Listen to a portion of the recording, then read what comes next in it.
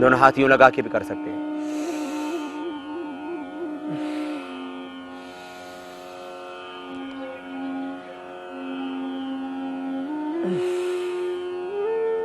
दोनों हाथ अब घुटनों के ऊपर, कंधों को गोल घुमा लें। कंधे जाम हो गए तो खुल जाएंगे। अर्थराइटिस में सबसे ज्यादा प्रभाव हाथ पैरों की अंगुलियों पर, कंधों पर, गर्दन पर और घुटनों पर पड़ता है। फिर कमर भी धीरे धीरे जाम हो जाती है, पूरा शरीर फिर बेकार हो जाता है, आदमी कुबड़ा तक हो जाता है। ये सूक्ष्म व्यायाम की क्रियाएं आगे बढ़ाते हुए गर्दन के लिए आप करें। दाएं बाएं पूरी गोलाई में घुमाएं। लेकिन यदि गर्दन में दर्द है तो आगे नहीं झुकाना, पीछे यूं झुका सकते हैं। गर्दन में दर्द नहीं है तो आगे भी यूं झुका सकते हैं।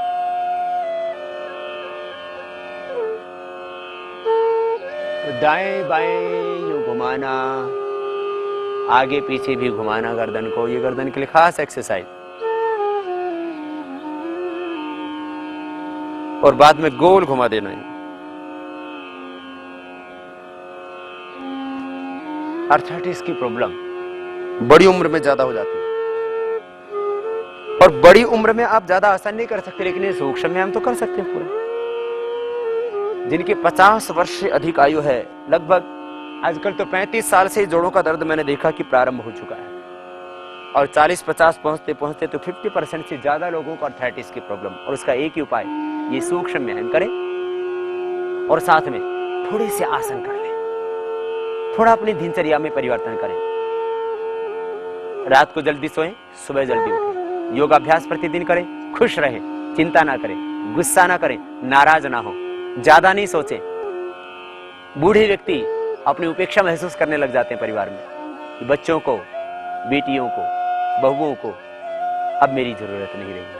आदमी अवसाद में उतर जाता है। तुम क्रियाशील रहो, सृजनात्मक रहो, और कुछ नहीं काम है घर में तो ये योगाभ्यास जो हम बताते हैं सीख लो, खुद करो, खुद स्वस्थ हो जाओगे। और पार्कों में जाके सिखाना शुरू कर दो, घर वाले भी खुश रहेंगे, तुम भी खुश रहोगे। क्योंकि सुबह शाम तुम घर से बाहर रहोगे, उसी समय बच्चे घर में आते हैं, बाकी तो अपने काम में मस्त रहते हैं। तुम उस समय बाहर रहोगे, दूसरों की सेवा करोगे, तुम भी मस्त, बच्चे भी मस्त। इसलिए वानप्रस्थ की अवस्था ले लेना। तो ये भी अर्थराइटिस का एक उपाय है। सुबह शाम योग की क्लास लगाओ, अपने आसपास के गली मोहल्ले में, आसपास के किसी पार्क में, किसी सार्वजनिक स्थान में, धर्मशाला में। और जो रिटायर हो चुके हैं, रिटायर होने के बावजूद भी जिनके शरीर में बल है और जो समर्थ है, काम कर सकते हैं, 5 साल भी आपने काम कर लिया देश के लिए तो राष्ट्र के ऋण से उऋण हो जाएंगे। और करोड़ों लोगों की व्याधियों को मिटाने का जो संकल्प है, हर व्यक्ति को, भारत के हर नागरिक को और पूरे विश्व के जनमानस को स्वस्थ बनाने का संकल्प आप उससे जुड़ जाएंगे। ये ईश्वर की आराधना और राष्ट्र की सेवा का, समाज की सेवा का सबसे बड़ा पुण्य का काम भी हो जाएगा। आप ये अर्थराइटिस के लिए आपको अभ्यास बताए। इसके बाद आप आसन कर सकते हैं।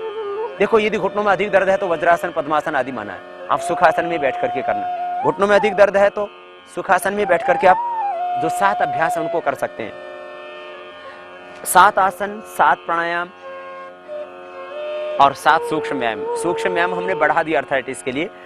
7 आसन ऐसे कर सकते हैं आप। यदि घुटनों में अधिक दर्द है तो सुखासन में बैठ करके मंडूकासन ऐसे करें।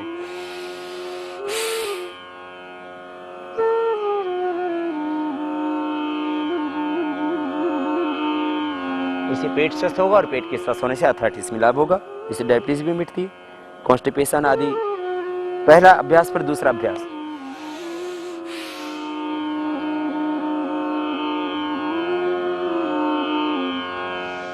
सुखासन में बैठ करके मंडूकासन।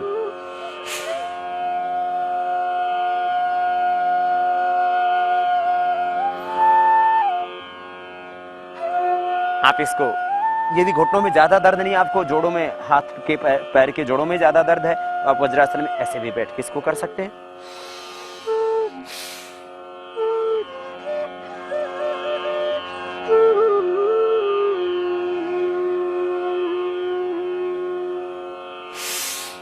पूरा पेट अंदर दबाना, श्वास बाहर छोड़ के, फिर आगे झुकना।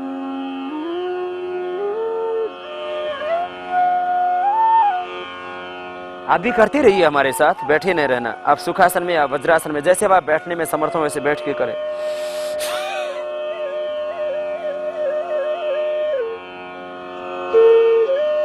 प्रथमासन। दूसरा आसन, ये 7 आसन रोज करने हैं सबको। हाथ ऊपर उठाएं और श्वास बाहर छोड़ते हुए आगे झुक जाएं। शशकासन।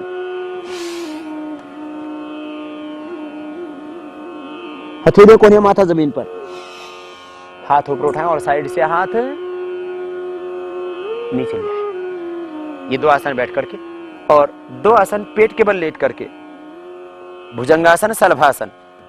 7 आसन, 7 प्राणायाम और सूक्ष्म व्यायाम, इतना ही आपने कर लिया तो आर्थराइटिस आपको रहेगा ही नहीं। दोनों पैर पीछे मिले हुए भुजंगासन के फर्स्ट पोज को करेंगे, श्वास अंदर भरेंगे, सामने से उठाएंगे।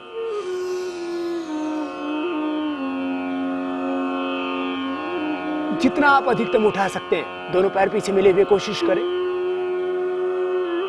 और श्वास छोड़ते ही नीचे आएंगे। भुजंगासन का सेकंड पोज, बाएं हाथ की हथेली नीचे, दाएं उसके ऊपर, दोनों पैर पीछे मिले हुए, श्वास अंदर भरते हुए सामने से उठा देंगे। कोहनी सीधी, धीरे धीरे जितना कर सकते हैं आप उतना करें। भुजंगासन का तीसरा पोज,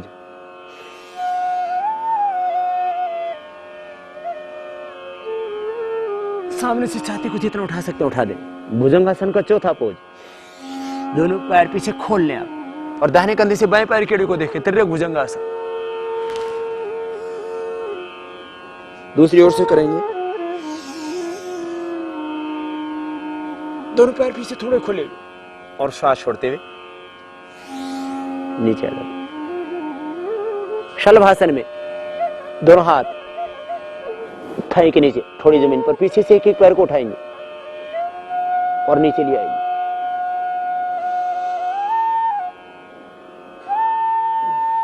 शलभासन का अगला पोज, सेकंड पोज, एक हाथ सामने, दायां हाथ सामने कान से लगा हुआ, सामने से सिर और पीछे से अपोजिट साइड का पैर उठेगा, बाएं हाथ पीछे कमर के ऊपर, श्वास अंदर, श्वास छोड़ते हुए नीचे। इसी तरह से दूसरे हाथ से क्रॉस करके उठाते हैं।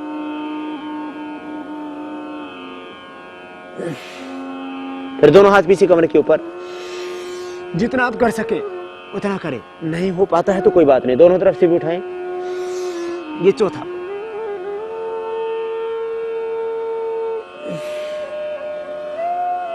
और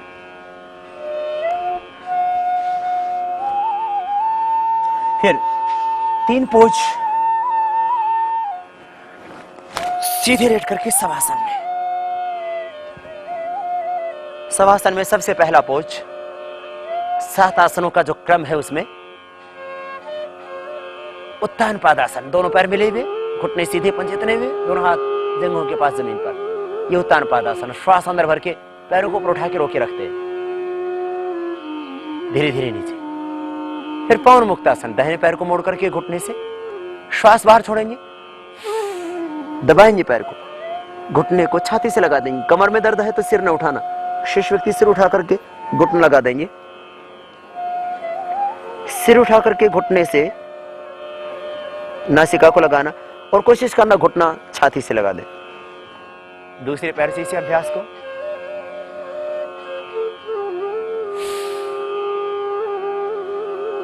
पंजे दोनों ही पैरों के नीचे की ओर दबे हुए, घुटने सीधे रखे नीचे वाले पैर के, नीचे वाले पैर का घुटना सीधा, ऊपर वाला पैर अधिकतम मुड़ा हुआ घुटने से। घुटने को कोशिश कीजिए छाती से लगाने। एक एक पैर से करने के बाद दोनों पैरों से एक साथ, पंजे नीचे, घुटने अधिकतम छाती से स्पर्श करते हुए, सिर उठा करके नासिका लगाते। कमर में अधिक दर्द हो तो सिर न उठाना, खाली पैरों को यूं दबाना और छाती से लगाना, पंजे नीचे दबे हुए। एक विशेष पोज मरकटासन का, ये कमर में दर्द है तो उसको भी दूर करेगा। विशेष अभ्यास खास कमर के लिए भी, मरकटासन। ये 7वां आसन, दोनों पैर यूं मुड़े हुए, श्वास अंदर भरते, दाहिने ओर पैरों को झुकाते हैं, गर्दन बाईं ओर, श्वास अंदर, फिर सांस छोड़ते बीच में रुकते हैं दूसरी ओर से। ये मरकटासन का फर्स्ट पोज। फिर दूसरा पोज, पैरों को खोल करके दाहिनी ओर पैरों को झुकाते हैं, दाहिने घुटना से बायां घुटना दाहिने पंजे के ऊपर, फिर दूसरी ओर से बायां घुटना जमीन पर, दाहिना घुटना बाएं पंजे के ऊपर, टखने के ऊपर। ये 2 पोज तो जरूर कर लेना। अर्थराइटिस की प्रॉब्लम है तो तीसरा पोज करने में आपको दिक्कत आएगी, उसको छोड़ देना। तीसरे पोज में यदि आप समर्थ हैं तो कर सकते हैं। दाहिने पैर को यूं 90 डिग्री पर उठाते हैं और बाएं हाथ के पास जमीन पर ले आते हैं। देखते हैं दाहिनी ओर, घुटने दोनों ही पैरों के सीधे और फिर पैर को ऊपर ले आते हैं 90 डिग्री पर। इसी तरह से दूसरे पैर से इस अभ्यास को करते हैं। गर्दन अपोजिट साइड में।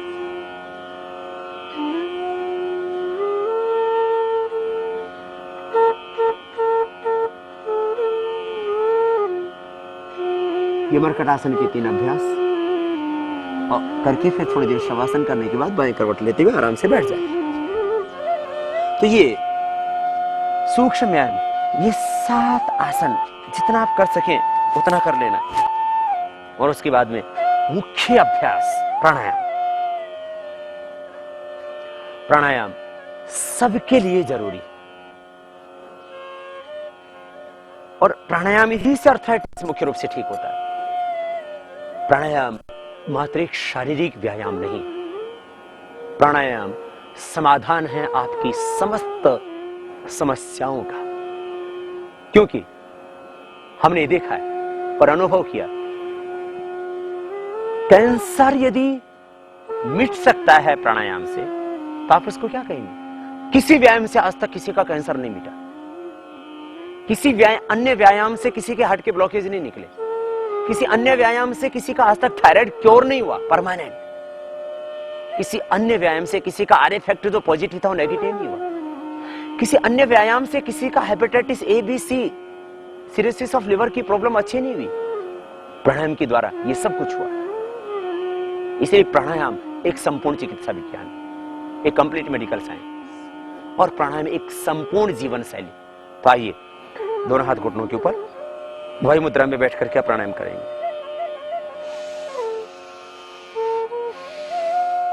ये भस्त्रिका प्राणायाम धीरे धीरे अभ्यास बढ़ा के 1 मिनट 2 मिनट 5 मिनट तक कर सकते हैं आप। अर्थराइटिस के पेशेंटों को प्राणायाम ही खास करना है।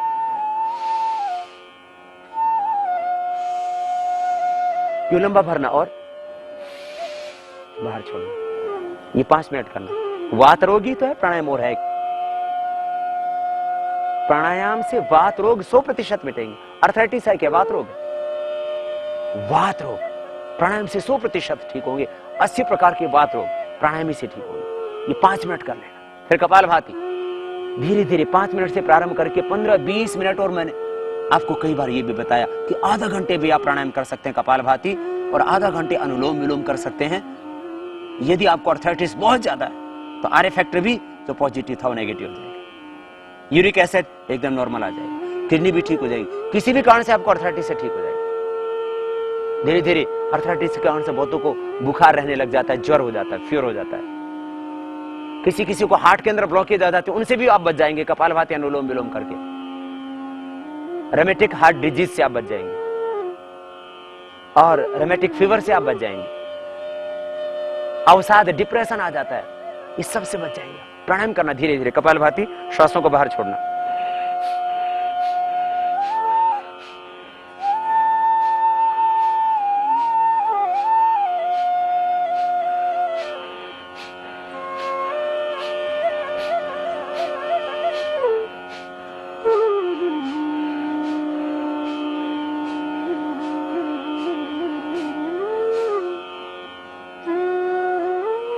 तो ये कपालभाति प्राणायाम, श्वासों को बाहर छोड़ना है। इसी से यूरिक एसिड नॉर्मल होगा, ईएसआर नॉर्मल होगा, आर फैक्टर जो पॉजिटिव था नेगेटिव होगा। धीरे धीरे अभ्यास बढ़ाना, इसका 15 मिनट तक करना है, रुक रुक के, जब थक जाए तब रुक जाए। वैसे तो मैं आयुर्वेद की दवाइयों का भी बहुत पक्षधर नहीं हूं, परंतु यदि अर्थराइटिस इतना ज्यादा है कि आप हाथ पैर सब जकड़ चुके हैं, तो आयुर्वेद में कुछ दवाएं जिनको ले सकते हैं और जो बिल्कुल हानि रहित है, जैसे शिलाजीत। ब्लड प्रेशर वाले, हार्ट के पेशेंट भी ले सकते हैं, कोई दिक्कत नहीं है। बस दूध में लेना और प्योर होनी चाहिए शिलाजीत। आश्रम की या और कोई भी वैद्य जो अपने आप बनाता हो, शुद्ध बनाता हो, विश्वसनीय हो, उससे ले लेना। 1-1 बूंद सुबह शाम गाय के दूध से। भैंस का दूध